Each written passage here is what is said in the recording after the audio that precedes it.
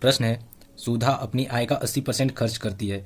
मान लेते हैं कि इनकम कितना है, इनकम 100 है, खर्च कितना कर रही है, 80% खर्च कर रही है। तो 100 का 80% कितना होता है, 80। तो 100 में 80 खर्च कर रही है तो बचा कितना रही होगी, बचा रही होगी कितना, 20।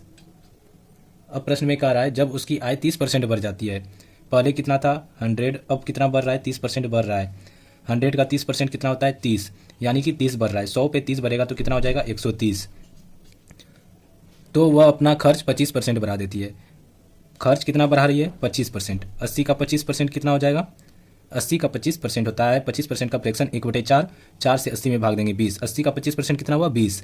इसमें कितना बढ़ जाएगा, 20 का वृद्धि होगा, तो 80 पे 20 बढ़ेगा तो कितना हो जाएगा, 100। अब खर्च कितना हो रहा है, 100 का 130 आय है, खर्च 100 कर रहा है, तो सेविंग कितना हो जाएगा, 30। प्रश्न में कह रहा है कि बचत में वृद्धि कितना होगा। तो बचत में कितना का वृद्धि हो रहा है, 10 का वृद्धि हो रहा है। कितने पे, 20 पे। प्रतिशत ज्ञात करना है तो 100 से गुना करेंगे। अब इसको कटाते हैं तो 20 से कितने बार में कटेगा, 5 बार में।